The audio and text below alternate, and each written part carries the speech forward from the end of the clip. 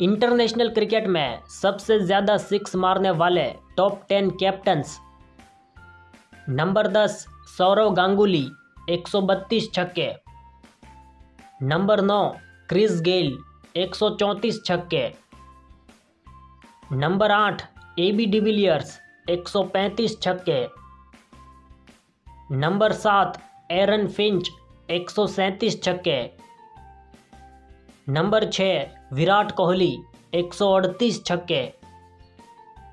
Number 5 Brendon McCullum 170 छक्के। Number 4 Ricky Ponting 171 छक्के। Number 3 captain cool Mahendra Singh Dhoni 211 छक्के। नंबर 2 पर आ चुका है ओवेन मॉर्गन 233 छक्के। और इंटरनेशनल क्रिकेट के इतिहास में सबसे ज़्यादा छक्के मारने वाला कप्तान बन चुका है हिटमैन रोहित शर्मा 234 छक्के।